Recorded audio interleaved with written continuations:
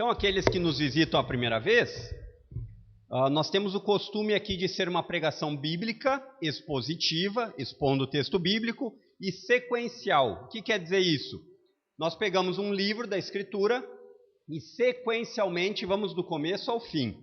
Então, estamos aqui no capítulo 5 de Romanos, onde faremos aqui a leitura do verso 12 até o 21, mas ficaremos na exposição dos versos 15 a 19, certo?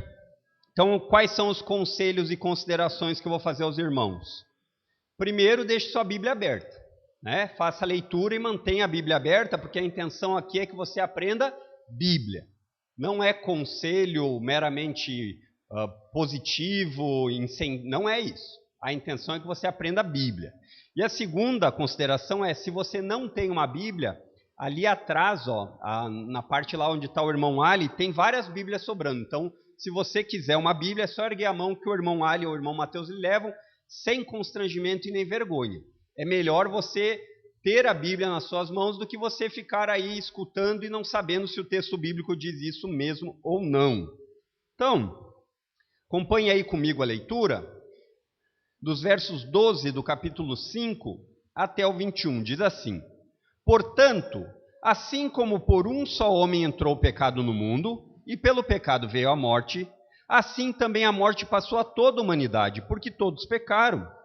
Porque antes de a lei ser dada, havia pecado no mundo, mas o pecado não é levado em conta quando não há lei. No entanto, a morte reinou desde Adão até Moisés, mesmo sobre aqueles que não pecaram à semelhança da transgressão de Adão, o qual prefigurava aquele que havia de vir.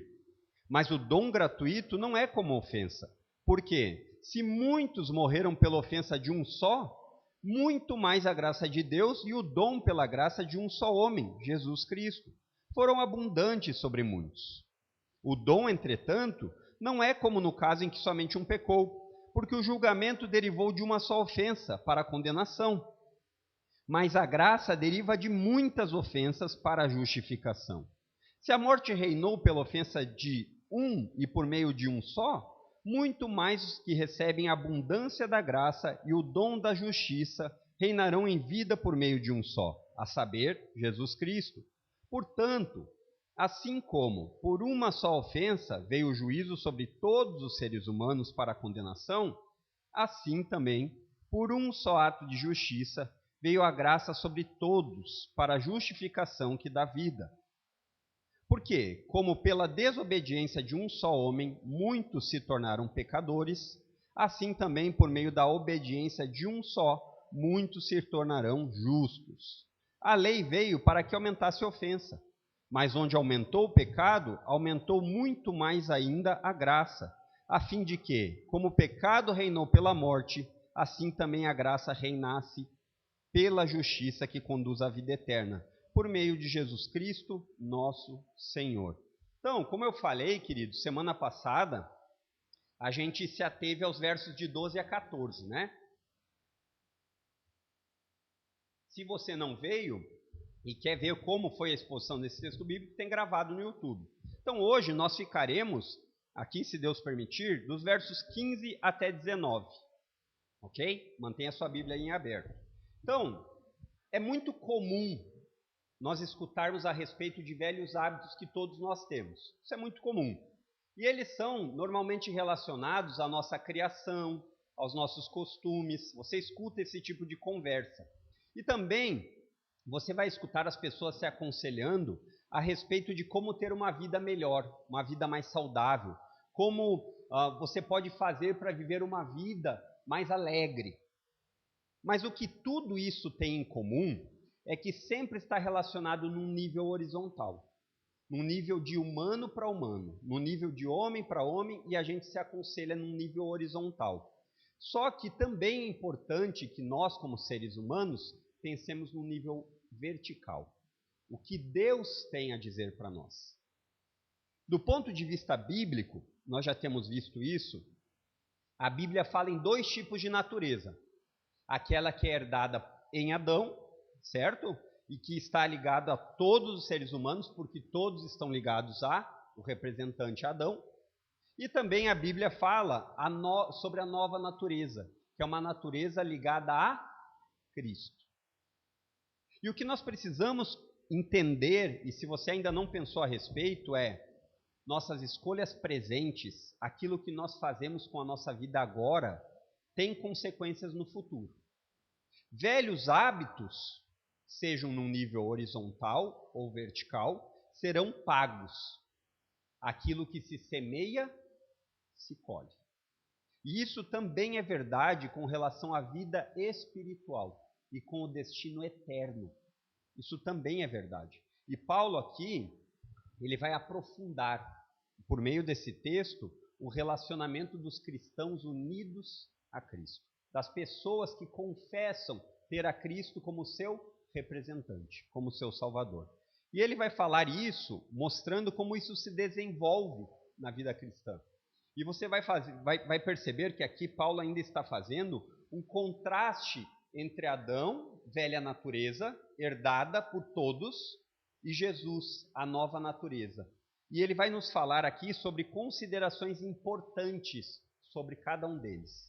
E o meu objetivo aqui essa manhã é que você possa perceber que só existe verdadeira vida em Jesus.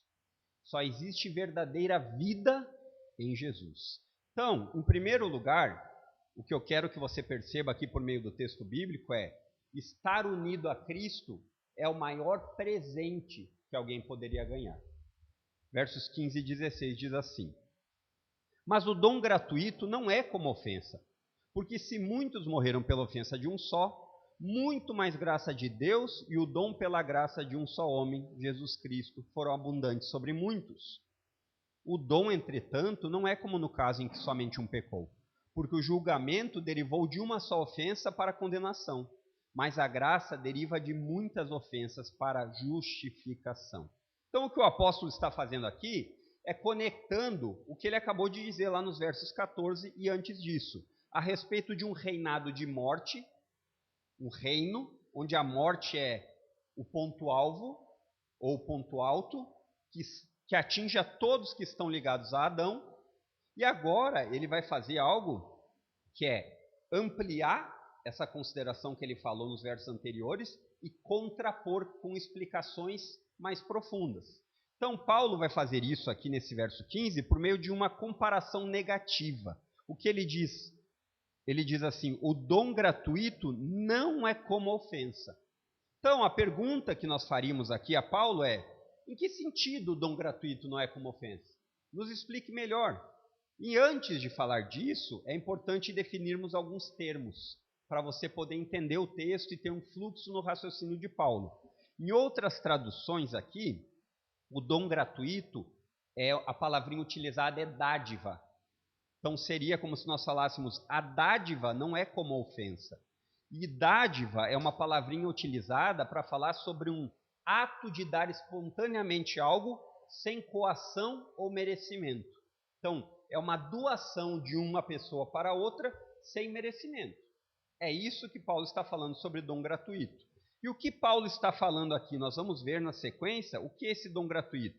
Mas nós até cantamos sobre ele. O dom gratuito aqui que Paulo está falando diz respeito à justiça de Jesus que nos é imputada. Qual a ideia de imputar? É lhe dar algo que não pertence a você por meio de oferta gratuita. É isso que Paulo está falando aqui em relação a isso. Por causa do que Cristo fez na cruz, morrendo por pecadores. Então você percebe que Paulo ele continua o mesmo raciocínio, ele repete de novo e ele amplia. Então ele diz o seguinte: olha, Cristo fez na cruz o quê? Ele morreu por pecadores, e porque ele fez isso na cruz, os pecadores recebem a justiça que pertence a Cristo. Nós não somos justos diante de Deus por nós mesmos. Então, quando Paulo fala aqui que o dom gratuito não é como ofensa, é porque a ofensa é o ato que tem como pagamento uma justa condenação. Entendeu? É isso que Paulo está falando. E outras traduções, a ofensa, se você abrir outras traduções da Bíblia em português que nós temos, seria a palavrinha pecado. Vai dizer lá: A dádiva não é como o pecado. Então, agora, tendo definido o que é o dom gratuito, nós voltamos à pergunta aqui. Em que sentido o dom gratuito não é como ofensa? Eu quero destacar aqui pelo menos quatro características que não é igual à ofensa. Acompanhem no texto. Primeiro, porque a ofensa do primeiro representante traz morte, enquanto o dom traz vida. Esse é o primeiro aspecto. A ofensa aqui que o apóstolo fala, no verso 15, traz muito bem a ideia, a palavra ofensa, porque ela é uma desobediência com uma extensão. Então, quando você pensa na palavrinha ofensa, o que você pensa? Ferir a dignidade de alguém. Você pensa não tributar a devida honra que alguém merece. É isso que a ideia de ofensa traz. E Paulo está dizendo isso com relação a Deus. Então, o merecido castigo é porque o pecado é uma ofensa contra um Deus santo. Entendeu o raciocínio? E isso fica evidente, fica muito claro o que a ofensa representa. Um pecado ou uma ofensa contra quem? Deus. E Deus é uma pessoa. Sendo assim, a ofensa é pessoal. E por isso que a consequência da ofensa também é pessoal. Então aqui, cada um de vocês, incluindo eu, teremos que responder por nós mesmos. Pais não podem salvar os filhos, filhos não podem salvar pais, igreja não vai salvar ninguém, porque a consequência é pessoal. Cada um. E outra coisa que se destaca aqui em relação a ser pessoal, talvez você nunca tenha pensado nisso, mas é um conceito bíblico muito importante, é que a pessoalidade da ofensa é maior ou menor dependendo de contra quem você está ofendendo. Quer entender melhor? Por exemplo, se você cometer uma ofensa contra mim, né, que sou um mero cidadão de Passo Fundo, e você comparar em cometer uma ofensa contra o presidente dos Estados Unidos, as consequências vão ser iguais? Não vão. Não vão. Por quê? Porque depende da pessoa em quem a ofensa contra quem a ofensa é cometida, o nível da ofensa se torna mais grave. Então agora imagine se você pensou apenas no presidente dos Estados Unidos, como uma pessoa importante, né? Imagine uma ofensa contra o Deus Criador do Universo. Contra aquele que fez todas as coisas e que tem um valor incomparável, que nós não temos como mensurar, porque nada do que nós temos, nós podemos barganhar com ele. Então, por isso que a condenação contra o ser de Deus tem que ser à altura. E para uma pessoa que é eterna ter o devido respeito, qual é o tipo de condenação que deveria existir? Eterno. Entendeu? É isso que o apóstolo Paulo está falando. Deus, a pessoa de Deus tem valor eterno, um valor incomparável. E a ofensa ou o pecado contra esse Deus eterno de valor incomparável vai ser paga com a mesma proporção. O segundo que nós podemos ver aqui das comparações é a ofensa, a diferença da ofensa e do dom gratuito é que a ofensa leva a merecida consequência. Entendeu? Então, talvez eu ilustre melhor aqui. Se alguém perguntar para mim assim, o que eu preciso fazer para o inferno, para ir para o inferno? Sabe qual vai ser a minha resposta? Você não precisa fazer nada. Desde que você nasceu, você está condenado. É isso que a Bíblia ensina. Porque você já nasce em Adão. O seu representante lhe passa uma natureza pecaminosa, e essa natureza pecaminosa, que é uma ofensa contra Deus, ela merece condenação. Então, a diferença é, a ofensa leva a consequência merecida. Mas o dom recebido é um favor imerecido. Você consegue entender isso? De um lado, todos os seres humanos, porque são inimigos de Deus, merecem a justa condenação. Merece. De outro lado, o favor que Deus concede é imerecido. Vem só dele. Você merecia condenação e morte, mas por causa da morte de Cristo, você ganha vida. Entendeu a comparação? Ele recebe o peso da condenação no seu lugar, e você recebe, sabe o que no lugar, se você está unido a Cristo? A sua justiça. É por isso que o dom gratuito não é igual à ofensa. Em terceiro lugar, que nós podemos ver aqui, é porque os representantes são diferentes. Em Adão, você tem um representante terreno. Em Cristo, você tem o Deus que se encarnou. Essa é a diferença. E Paulo novamente reforça que esse presente imerecido, dom pela graça, e ele fala aqui no verso 15, no finalzinho, que ele vem por meio de um só homem, Jesus Cristo. O apóstolo Paulo fala por que isso? Por que ele enfatiza tanto? Para demonstrar a você e aos leitores primários que não existem outros caminhos. Não existe. Ah, mas eu acredito que cada um pode seguir um caminho de luz e chegar até o fim numa boa. A Bíblia não ensina isso. Ah, mas e não pode ser assim? Não tem como duas pessoas estarem certas ao mesmo tempo.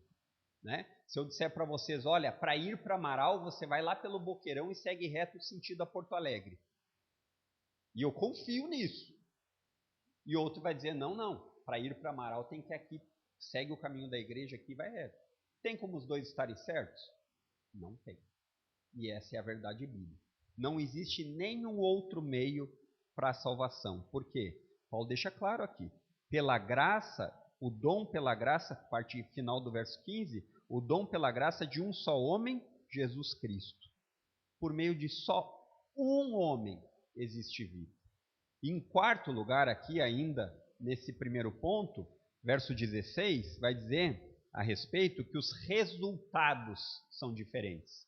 Nós vamos perceber aqui, do verso 15 para o 16, uma explicação quase paralela, mas que traz informações importantes. Ele acrescenta sobre os atos praticados por Adão e por Cristo. Ele diz assim, apenas um ato de desobediência trouxe condenação. É isso que ele está dizendo aqui no verso 16. Né? O julgamento veio por meio de uma ofensa, um pecado, e o resultado foi a condenação. Esse é o ponto. Essa é a informação que você precisa gravar. Não existe apelação no tribunal de Deus. Você não consegue pedir um habeas corpus, porque ele é um justo juiz e ele não é parcial. Ele não é subornável. E a natureza que toda a humanidade tem, e Paulo já vem descrevendo isso, já deve ter ficado claro para você, foi adquirida em Adão como uma herança. Quer você queira ou não, essa herança é sua. Então sabe o que você pode bater no peito e dizer? Eu tenho, é meu. O pecado. Diante de Deus é esse tipo de orgulho só que você pode bater diante do peito e dizer. Eu tenho. Você tem merecimento de condenação. É isso que o apóstolo Paulo fala. Então, enquanto a condenação vem por meio de uma só ofensa, o presente merecido que nós recebemos de Jesus aqui, que ele diz, ele não se limita apenas àquela ofensa que Adão teve, mas tem efeito sobre muitas ofensas, ou então, em outras palavras aqui, muitos pecados. Por quê? Porque você e eu acumulamos pecado diariamente. Então, se você até hoje pensava que não é um pecador, desculpe lhe decepcionar. Você é um pecador, sim. Porque a natureza que você adquiriu desde o começo é uma natureza pecaminosa. Então, quando ele fala a respeito disso aqui, que o dom não é como no caso em que somente um pecou, é porque a ofensa que originou tudo isso, a condenação, veio de uma única atitude. Foi suficiente. Mas aí ele fala que a união com Cristo tem efeito constante e permanente no passado, no presente e no futuro. Interessante isso, né? Então isso quer dizer que você não é mais condenado diante de Deus, nem pelos pecados do passado, nem pelos pecados do presente, e nem pelos que ainda você vai cometer. Mas calma, não pense que isso daqui que o apóstolo Paulo está falando é um convite a viver de qualquer jeito. Não é isso que ele vai falar. A ideia aqui é que no tribunal de Deus, o status que Deus olha para você por causa de Cristo é um status de justiça. Você passou da condenação merecida para a vida. Essa é a ideia aqui. E é importante que você não esqueça. Não está relacionado a você. Está relacionado a Jesus. Isso faz toda a diferença. Então, talvez agora você possa entender por que o apóstolo Paulo fala aqui no verso 15, na parte final, muito mais a graça de Deus. Ele vai falar também em termos de muito abundante. Por quê? Você consegue entender a comparação? Você entendeu o raciocínio lógico do apóstolo Paulo? Ele está dizendo, olha, a condenação por um só ato já foi merecido. Mas se fosse apenas por um só ato que a graça operasse, você estaria perdido. Porque você não tem um só ato a ser perdoado. Você tem dezenas de milhares e milhares. Por isso que a graça é muito maior o resultado. Enquanto que o julgamento visa a condenação, o dom gratuito, o presente recebido na união com Cristo, e essa é a ideia do dom gratuito, visa a sua declaração de inocente. Entendeu? E Paulo faz muito isso. Você já deve ter percebido que Paulo trabalha muito com essa ideia aqui em Romanos de um tribunal, onde Deus é um justo juiz e as declarações são de um nível forense, né? O réu é trazido com as acusações e aí ele é declarado culpado. E agora o réu que é culpado é trazido diante de Deus e por causa da substituição que Cristo faz, o juiz olha e fala justificado. Essa é a diferença. Então, como eu já escutei várias vezes a respeito disso, já disse certa vez que o grande problema da humanidade, na verdade, dois grandes problemas são, por um lado, a maioria acha que não precisa ser salvo de nada, né? Eu já participei desse grupo aí. Não, salvar do quê? Eu não faço nenhum mal grandioso, assim, eu não faço nada hediondo, né? Esse é o pensamento. Então não precisa ser salvo. E por outro lado, existem aqueles que foram salvos, que confessam que foram salvos, mas não valorizam essa salvação. Não olham para isso como uma grande salvação, como um presente imerecido. E o meu desejo agora era que você pensasse, você está numa dessas duas categorias? Na categoria que acha que não precisa ser salvo, ou então na outra categoria que acha que precisa ser salvo, mas que não valoriza essa salvação? Esse é um questionamento importante. E ele precisa ser honesto. Eu não vou pedir para você levantar a mão, mas Deus sabe. Né? Então, embora nós consigamos nos enganar a si mesmos ou os outros, a Deus ninguém engana. Então, deixa eu fazer uma pergunta aqui para talvez trazer uma reflexão um pouco mais prática. Qual o melhor presente que você já ganhou? Pense aí por um instante. Qual o melhor presente? Tem vários, né? Ainda mais que o nome presente diz que eu não tive que comprá-lo, foi ganho. Normalmente, se você parece comigo em alguma medida, você olha diariamente para o presente que você ganhou e gosta dele.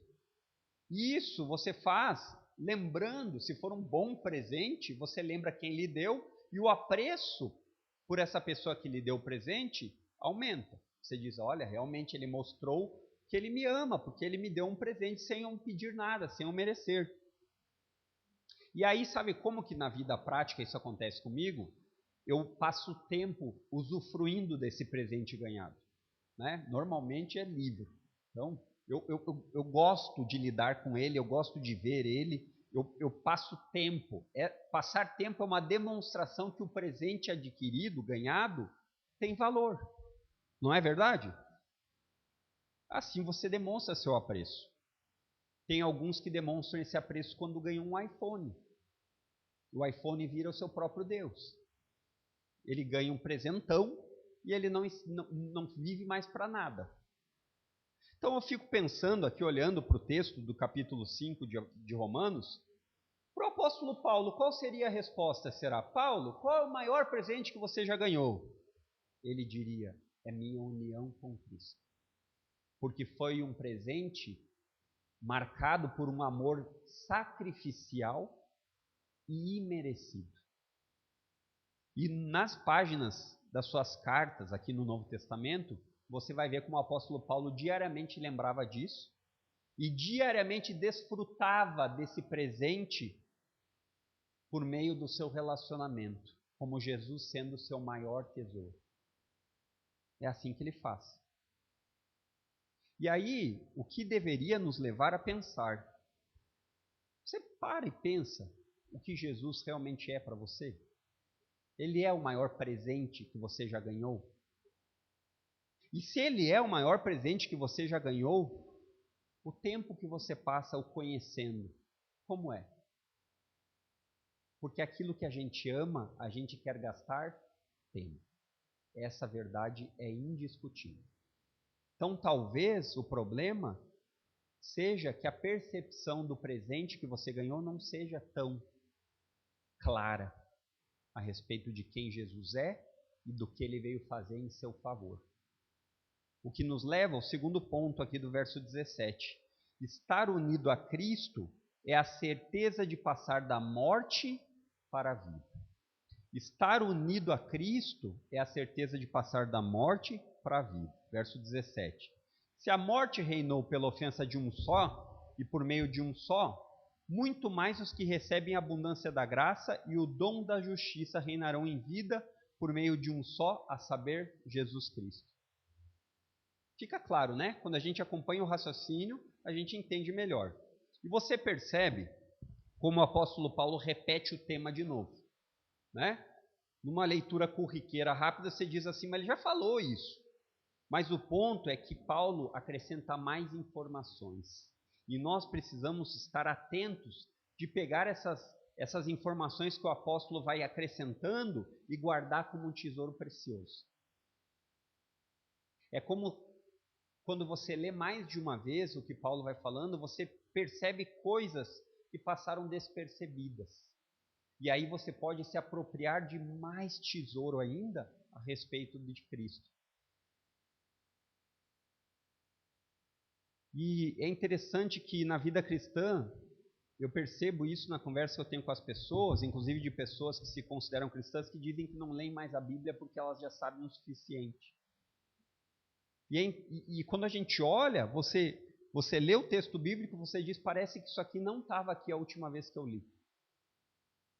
Parece que teve acréscimo. Não é isso. É que você leu sem atenção, ou você não gastou tempo meditando nisso. Por isso que o apóstolo Paulo repete tantas vezes, para que nós possamos nos apropriar mais do conteúdo. E eu percebo isso na minha casa, quando isso acontece. Por quê? Porque muitas vezes as informações elas vêm repetidas com muita frequência. Né? Se você não sabe, eu moro numa casa com 4 mulheres. Então as informações elas são repetidamente contadas.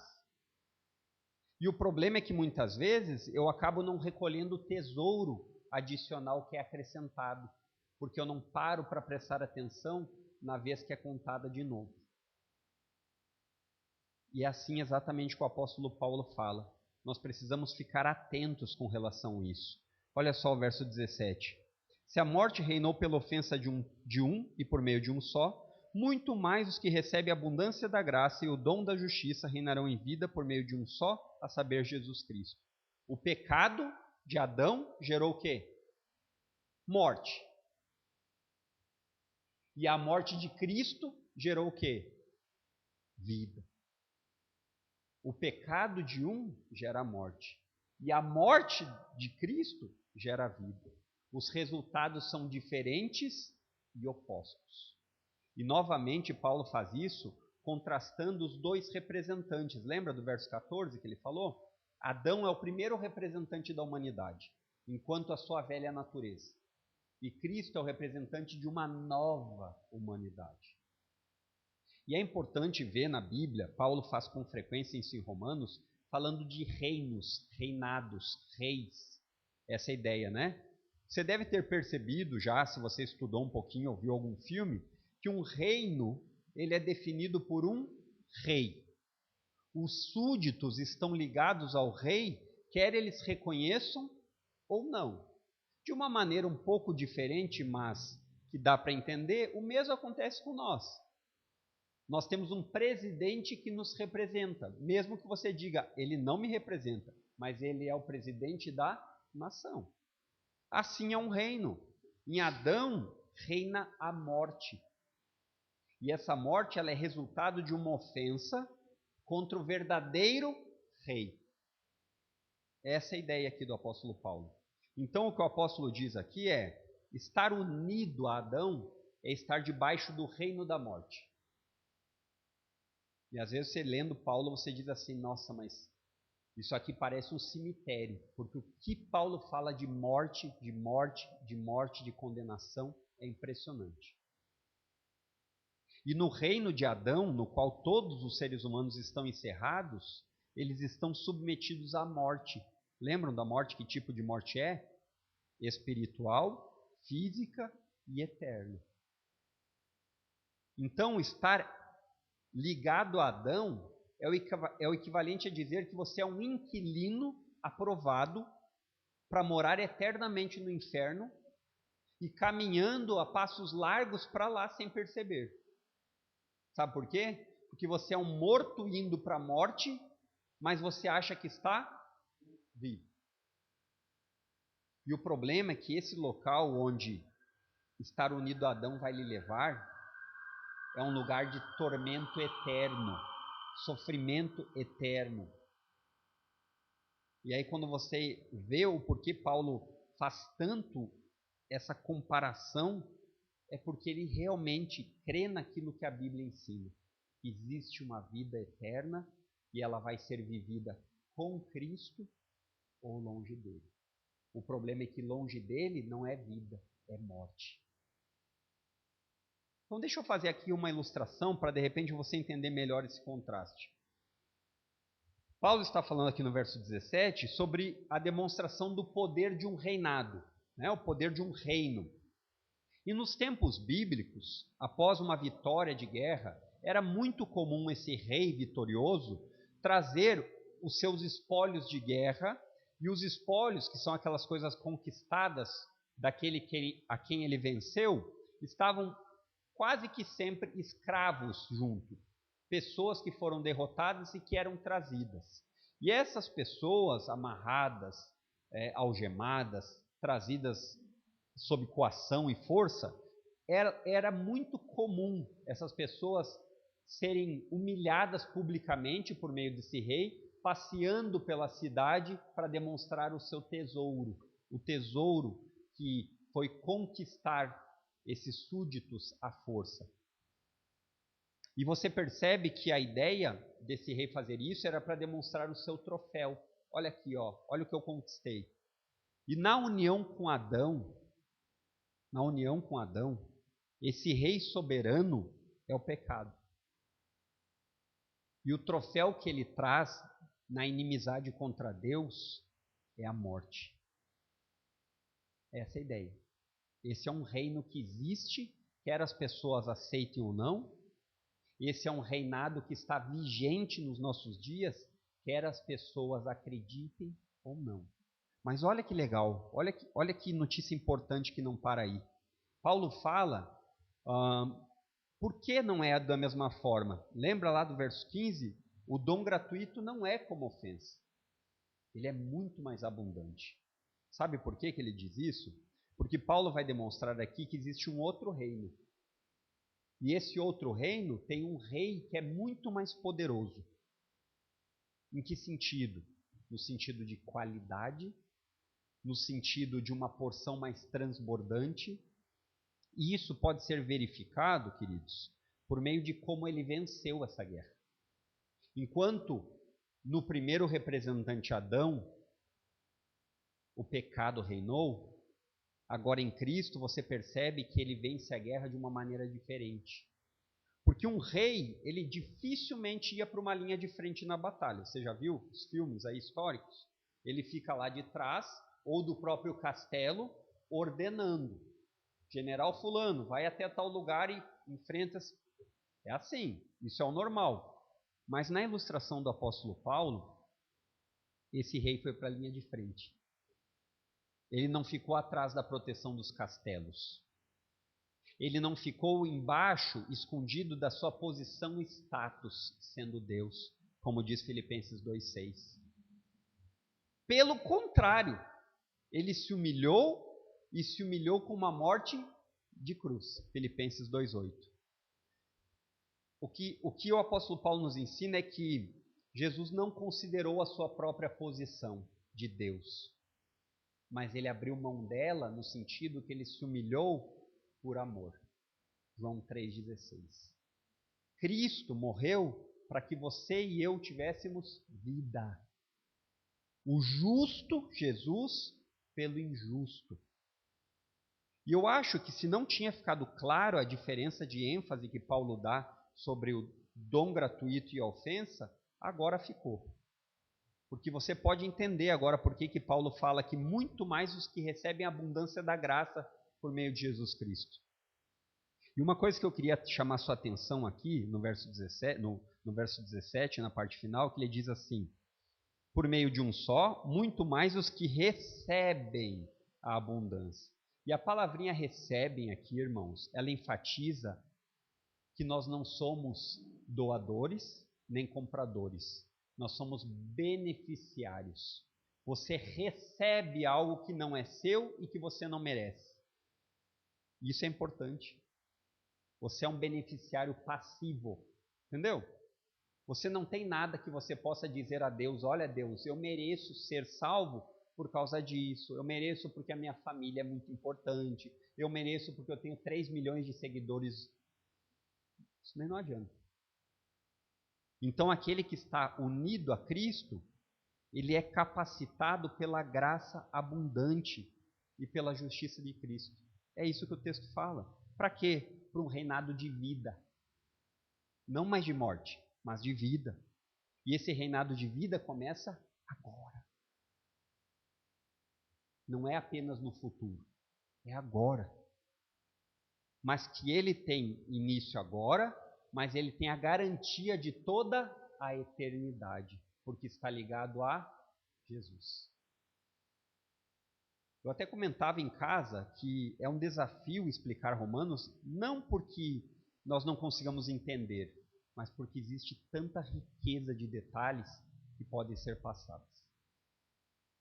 Reinar em vida é a ideia de que, por mais que as pessoas tentem, elas façam tudo o que está ao alcance delas, a verdadeira vida não pode ser encontrada longe do Filho. Se você quer verdadeira vida, você precisa estar unido a Cristo. O próprio Jesus disse: eu vim para que tenham vida, e vida em abundância. João 10,10. Também aprendemos no Evangelho de João que ele diz o seguinte no capítulo 17: e a vida eterna é essa, que conheçam a ti, o único Deus verdadeiro, e ao teu Filho Jesus, a quem enviaste. Entendeu? O conceito bíblico de vida é ligado a Jesus. Se você não está ligado a Jesus, você acha que está vivendo, mas na verdade você está morto. E o que poderíamos aqui aplicar em relação a reinar em vida? O texto aqui do apóstolo Paulo, que ele diz a respeito da comparação é: enquanto reinar na morte é ser condenado e caminhar a passos largos para o tormento eterno, reinar em vida é saber que existe graça diária, favor imerecido para você diariamente. Basta você ir até o trono de graça. E essa graça, ela é abundante. A ideia de abundância aqui é a ideia de um transbordamento, não tem fim. É como um rio de água viva, que é infinito em sua proporção para matar a sua sede. Essa é a ideia. Porém, algo que você talvez não tenha percebido, e eu passei alguns anos na minha caminhada sem entender, ou melhor, sem perceber, apesar da graça ser abundante, ter quantidade eterna, ela não é concedida a você tudo de uma vez só. Ela é diária. Você pode ter certeza que Deus lhe concederá a graça diária, mas para o dia. Ele não vai lhe conceder a graça para amanhã, no dia de hoje. Amanhã ele concederá a graça. E assim depois de amanhã e depois. Por quê? Para que você tenha que recorrer diariamente ao trono da graça. Hebreus capítulo 4, verso 16. Interessante isso, né? Você tem garantia de ter o favor imerecido de Deus se você está unido em Cristo. Mas não de uma maneira que você diga assim, ó, vamos guardar esse maná que está caindo do céu para a gente ter comida para amanhã. Lembram desse episódio lá com os israelitas saindo do Egito? O que acontecia com a comida? Ela apodrecia, porque Deus vai prover amanhã e depois e depois. E isso é importante que você saiba. Agora deixa eu lhe fazer alguns alertas aqui, que talvez passe despercebido por causa do equívoco de ensinamento. Estar unido a Cristo é passar da morte para a vida. Isso ficou bem claro, né? O apóstolo diz isso desde o verso 15 aqui até o 17, ele já repetiu. Só que estar unido a Cristo, nesse lado de cá da eternidade, não é garantia de vida fácil. Não é. Ah, eu vim a Cristo porque me falaram que eu não teria mais problemas. Mentiram para você. A grande diferença é que estar unido a Cristo, você sabe aonde você está indo. Como disse Jó 19:25. O meu Redentor vive. Aquele que me resgatou está vivo. Não existe garantia no lado de cá de ser livre de sofrimentos momentâneos. Você já escutou igrejas que falam assim, olha, se você está em Jesus, você não terá mais problemas. É uma mentira. Mas você tem a certeza de que você vai ter a graça diária. Romanos 8:32. Não existe garantia desse lado de cá que você não vai passar um dia com medo. Não existe. Se você nunca sentiu medo, que bom. Mas é algo que eu percebo pela minha própria vida e com frequência o medo bate na minha porta. Mas aí eu tenho que lembrar o quê? Meu pastor não me abandona. Ele está sempre me cuidando, por mais que eu não veja. Por mais que eu ande pelo vale escuro da morte, eu não preciso ter esse medo, porque o meu pastor está do meu lado. Salmo 23:4. Não existe do lado de cá, reinar pela vida, uma garantia de que você não vai tropeçar em algum momento. Mas você tem a certeza de que aquele que começou a boa obra em você é fiel e poderoso para cumpri-la. Filipenses 1:6. Não existe uma garantia de prosperidade material. Não existe. Não existe. Ah, mas em Cristo nós vamos ficar todo mundo rico. Isso não é verdade. Mas existe a certeza de que você pode olhar para a sua vida e dizer assim, seja na fartura ou na dificuldade, eu sou mais que vencedor por meio de Cristo Jesus. Por quê? Porque minha união com Ele é um reino de vida. Por isso, queridos, que estar unido a Cristo é passar da morte para a vida. Falamos aqui que, em primeiro lugar, versos 15 e 16, estar unido a Cristo é o maior presente que você poderá ganhar. Em segundo lugar, vimos que estar unido a Cristo é a certeza de passar da morte para a vida. E em terceiro lugar, versos 18 e 19, estar unido a Cristo nos capacita para obedecer. Olha como ele diz aí. Portanto, assim como por uma só ofensa veio o juízo sobre todos os seres humanos para condenação, assim também, por um só ato de justiça, veio a graça sobre todos para a justificação que dá vida. Porque como pela desobediência de um só homem, muitos se tornaram pecadores, assim também por meio da obediência de um só, muitos se tornarão justos. O apóstolo Paulo aqui, você vai perceber que ele está indo para o final da sua explicação. Como nós sabemos disso? Pela palavrinha aqui que começa o verso 18. Portanto, é como se ele fosse falar, olha, por causa do que nós falamos, a conclusão é essa. É isso que ele vai dizer. Então, o resultado final é esse. E novamente aqui você vai dizer assim, Paulo é insistente, porque ele vai repetir novamente coisas que ele já disse, e ele vai ampliar ainda mais. Por que ele faz isso? Porque nós esquecemos rapidamente. Nós esquecemos com muita facilidade. Então, o primeiro ponto que ele reforça aqui e nos lembra ele diz no verso 18 aí, a condenação e a salvação, elas vêm por meio de um representante. Olha o que ele diz. Portanto, assim como por uma só ofensa veio o juízo sobre todos os seres humanos para a condenação, assim também por um só ato de justiça veio a graça sobre todos para a justificação que dá vida. Então, o que Paulo diz a ofensa, pecado de Adão, trouxe juízo, e o juízo trouxe condenação. É uma corrente inseparável. Pecado, condenação e morte. Não tem como você assinar esse pacote separado. Sabe quando você vai assinar à la carte alguma coisa na TV? Aqui não tem como. O pecado, ele tem a consequência da condenação e a morte é o efeito disso. Não tem como separar. E isso, está falando aqui no verso 18, passou para todos os seres humanos.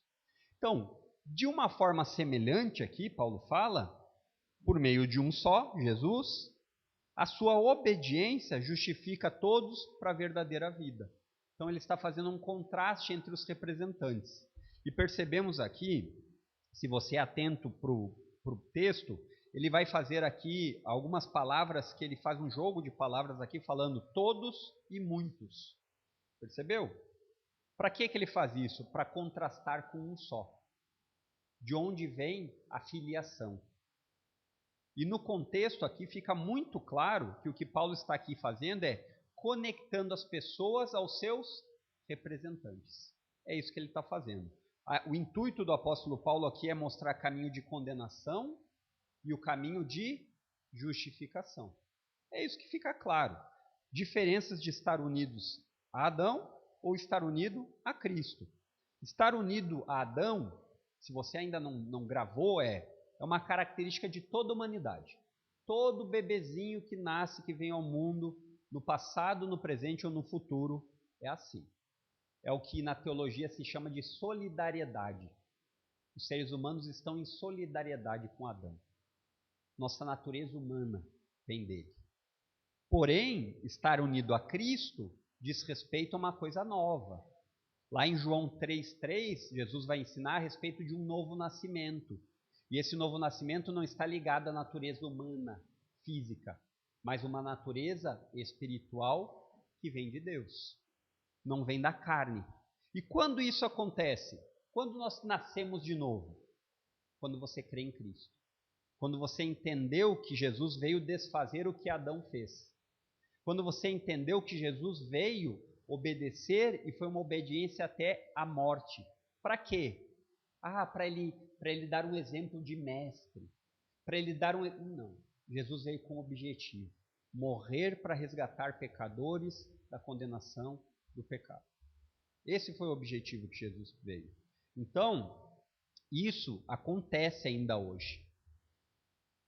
Acontece. Se você crê que Adão pecou e esse pecado passou a todos os seres humanos, inclusive você e os seus filhos, então o resultado aqui eu não tenho nada o que fazer a não ser correr para a salvação. Como eu faço isso? Pela fé. Fé em quem? Em Jesus. Em outro? Não, por meio de um só. Essa clareza que o apóstolo Paulo dá, ela não deixa espaço para você dizer assim, mas cada um sabe. Não, não sabe. Para a Bíblia diz que só é por meio de um só Jesus. Depois nós vemos aqui também algumas marcas no verso 18 e depois para o verso 19 a respeito dos representantes. Olha o verso 19, diz assim, porque como pela desobediência de um só homem muitos se tornaram pecadores, assim também por meio da obediência de um só muitos se tornarão justos. Percebeu aí o texto?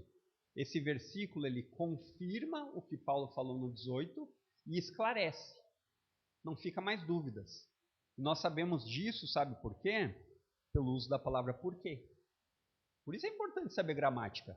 Né? Você às vezes vê as pessoas falando assim, olha, não estude porque a letra mata. Não é verdade. Não é verdade. Você precisa aprender a interpretar texto, para que você não seja bobão e seja levado por qualquer evento novo de doutrina. Ai, mas é assim que... Não. O texto está muito claro dizendo. E é isso que a palavrinha porque faz. Enquanto em Adão a desobediência é a marca, e essa marca é repassada para todos os seus discípulos descendentes, e tem como prêmio o quê? O que o texto diz? Condenação. Não é isso que o texto diz? Não ficou claro? Já em Cristo, qual é a marca dele que mostra aqui no texto, no verso 19? Obediência. E a obediência é a marca que transmite a justiça. Só que deixa eu fazer aqui um alerta para você não entender errado. É a obediência de quem que transmite justiça para a vida? Não é a sua nem a minha. É a de Jesus. Então aqui a ideia dessa justiça, ela tem uma ideia de posição diante de Deus. Não é justiça, a palavrinha justiça aqui vai ser usada em outros textos, mas não é aqui, a ideia de fazer algo certo. Não é isso. É a ideia do status que Jesus tem diante de Deus como justo e que é passado àqueles que estão unidos a Ele. Essa é a ideia de justiça. Então é a obediência de Cristo que transmite justiça para quê? Para a vida. Só que é interessante que, embora seja a obediência de Cristo, a sua união com Cristo deve ter a obediência como uma marca que você faz parte dela. Não é verdade? E Paulo tem essa conexão de representação que ele vai até o capítulo 8 falando. Olha, os que estão unidos a Adão, eles são dominados pelo pecado. Os que estão unidos a Cristo são libertos do pecado. Os que estão ligados a Adão são escravos da morte do pecado. Os que estão unidos a Cristo são livres pela graça. Você vai perceber isso do capítulo agora 6 até o 8, muito, muito claro de Paulo. Então, Paulo vai dizendo aqui nessa conexão que a inimizade e a desobediência é uma marca contra Deus. E essa marca é herança para toda a humanidade. E é duro, né? A gente escutar essas coisas assim, a gente fica coração apertado, porque às vezes a gente diz, mas eu não sou tão mal assim. O julgamento do apóstolo Paulo. Ele está ensinando qual é a consideração. Então, estar unido a Cristo deve ser o oposto disso. Por quê? Porque ele deve ser marcado pela obediência e justiça. E aqui a ideia de justiça, sim, de fazer algo que vem da obediência. Então, quando nós pensamos o que é estar unido a Cristo, é uma vida nova. Não é mais a mesma. Não é aquela que você ganhou quando você nasceu fisicamente. Não é a mesma. E essa nova vida ela é recebida por meio de graça, um dom, uma dádiva, algo que você não tem como comprar. Só que isso não quer dizer que não tenha consequências reais. Pelo contrário, tem consequências reais. A vida cristã, que passa por 3 processos durante a sua vida, o primeiro é esse que nós estamos falando, da justificação. E isso acontece no momento que você crê em Cristo. Você não é mais condenado. E isso acontece uma única vez. Então, você não precisa ficar aceitando a Jesus todos os dias, né? O Senhor vai orar em casa, o Senhor te aceito, eu te aceito. Não, é uma vez, de verdade. Só que isso, nesse tempo, não lhe deixa sem pecado, como o conceito católico romano vai falar, a ideia de que você estar justificado é a ideia de não ter mais pecado. Não é isso. É que agora o pecado não é mais colocado na sua conta. Ela foi paga. E o próximo passo que o apóstolo vai falar aqui, que é uma sequência real e é o que nós estamos falando, é que diariamente nós estamos sendo livres do poder do pecado, da influência do pecado. Essa é a ideia. Justificados uma única vez quando cremos. A sua posição diante de Deus é não condenado. Não é mais condenado. Mas aí começa um processo que dura a vida inteira, chamado de santificação progressiva, porque é um progresso e a ideia é de ser separado cada vez mais para Deus. Então, nós vamos falar isso mais para frente num outro texto, mas a ideia de santificação ou santidade não tem um conceito de perfeito sem pecado, como é um conceito que nós aprendemos, né? Ah, a pessoa é santa, é porque ela não peca mais. Não.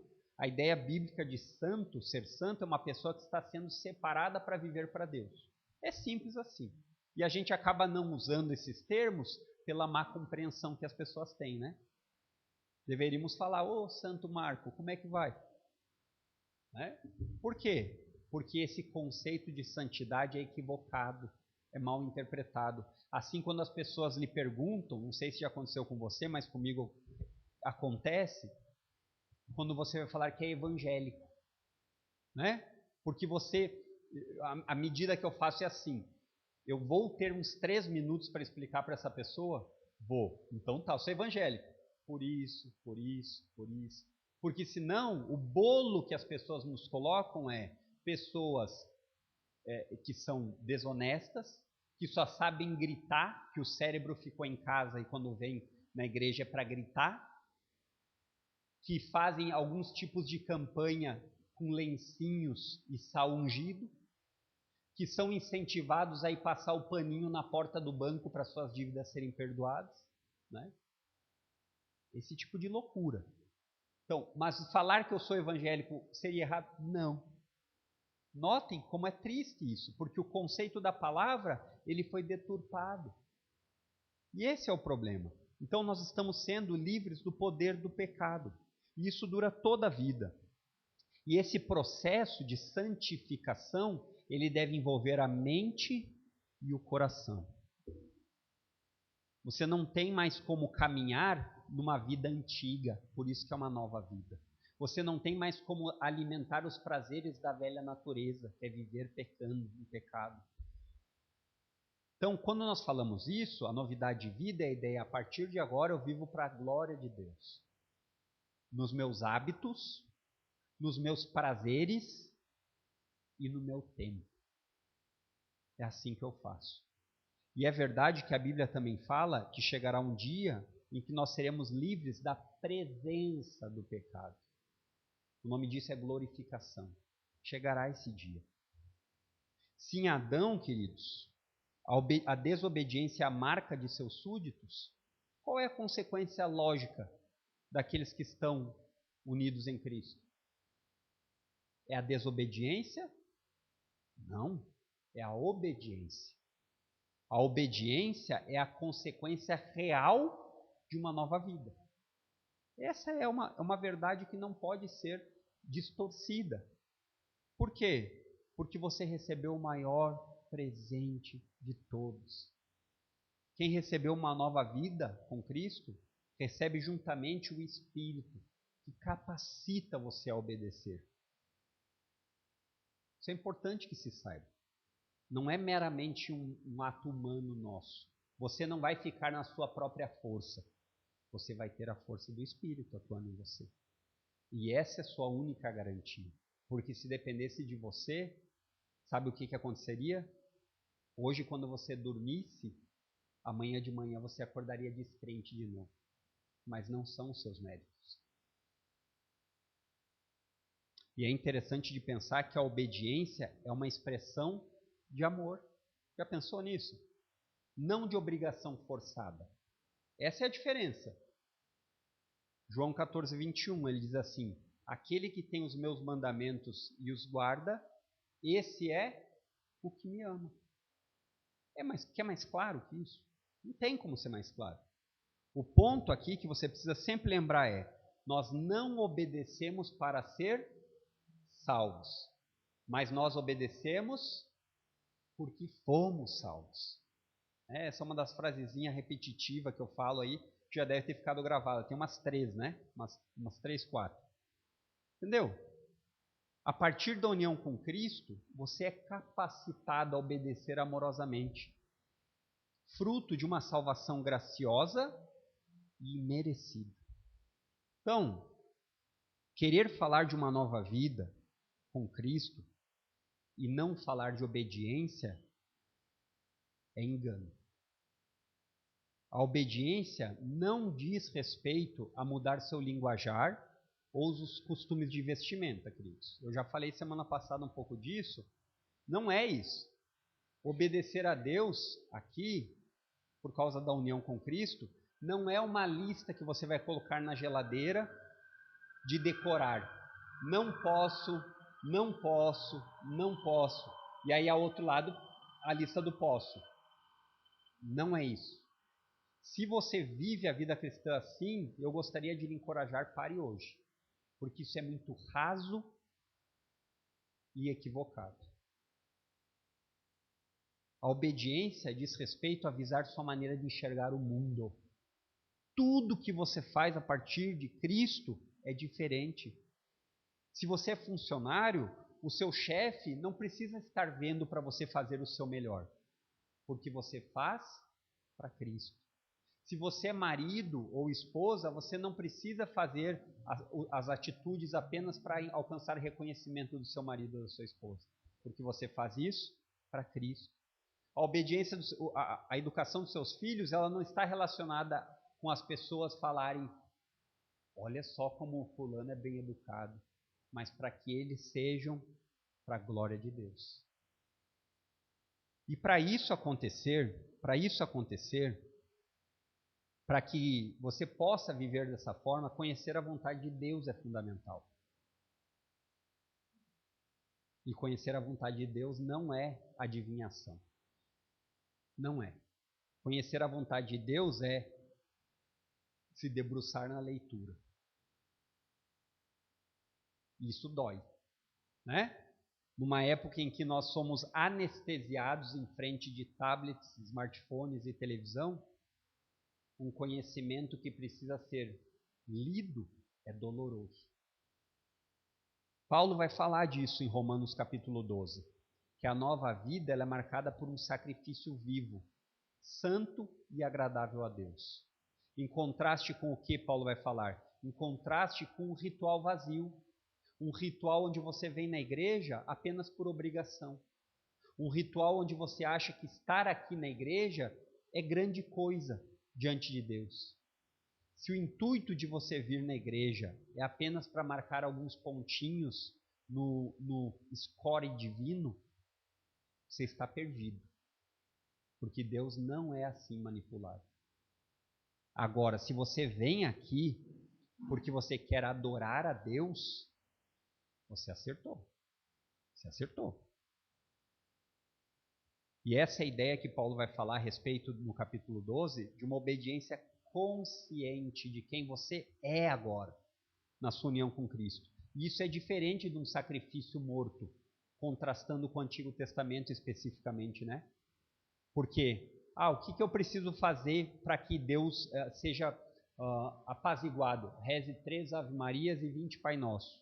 O que eu preciso fazer para alcançar um favor de Deus? Vá de joelhos daqui até não sei quantos quilômetros. Isso é ritual vazio. Isso não tem valor nenhum diante de Deus. Isso é só um engano.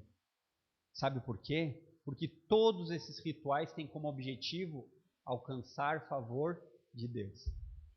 E isso não alcança o favor de Deus. Sabe o que alcança o favor de Deus? Sua união com Cristo.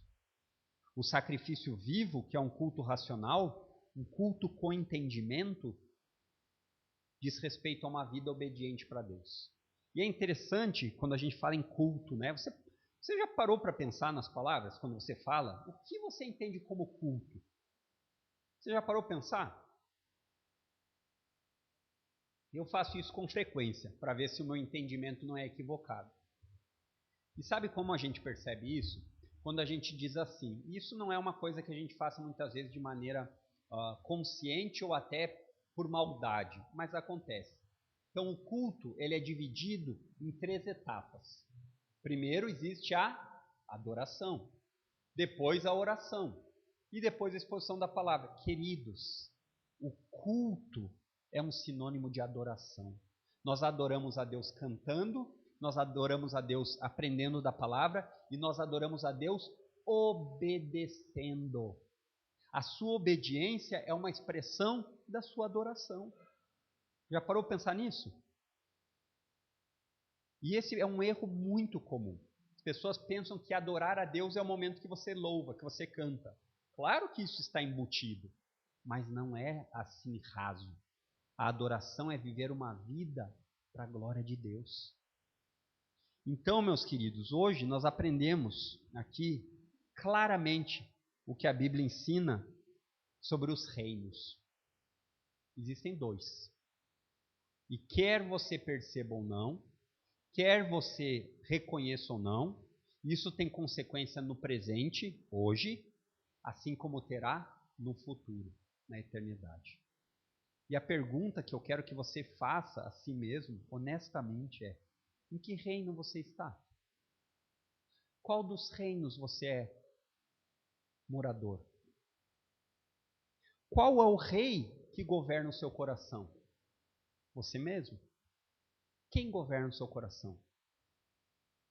E aí você vai conseguir pensar, a partir disso, se o reino em que você está vivendo é um reino de morte ou de vida, em abundância, eterna. Em primeiro lugar, nós aprendemos que estar unido a Cristo é o maior presente que nós poderíamos ganhar. E o meu desejo é que, se você não consegue pensar assim, que você o faça a partir de hoje. Que você seja como aquele homem da parábola que diz que encontrou uma pérola de grande valor. Foi e vendeu tudo que tinha.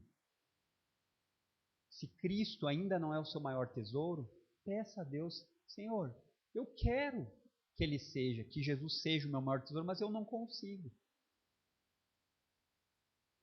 E muitas vezes isso vai ser relacionado ao seu tempo. Você não consegue, mas quanto tempo você tem passado para conhecê-lo? Nós amamos, ou melhor, nós gastamos tempo com aquilo que nós amamos. Essa verdade, ela é impossível de ser desmentida. Você percebe isso na sua vida, né? Em segundo lugar, estar unido a Cristo é a certeza de passar da morte para a vida. E que informação preciosa! Porque nós vivemos num país com bilhões de seres humanos. E a grande maioria não sabe que está morto. Não sabe que vive uma vida que está levando ele cada vez mais para o juízo eterno. E por fim, estar unido a Cristo nos liberta para obedecer. Pense na obediência como um ato de adoração. Pense na obediência como aquela atitude que você tem quando ninguém está olhando. Isso vai fazer toda a diferença. Vamos orar? Santo Deus, obrigado, Pai. Obrigado por esse tempo. Obrigado por aprendermos a respeito do tesouro que é o Teu Filho Jesus. Obrigado porque, de fato, nós não somos capazes nem de valorizar como deveríamos e muito menos de adquirir a salvação por nós mesmos. Nos ajuda porque, como é importante, Pai, como é importante valorizarmos e percebermos tudo isso. Nos ajuda a pensar como gastamos o nosso tempo. Nos ajuda a pensar como podemos crescer numa vida de santidade e obediência.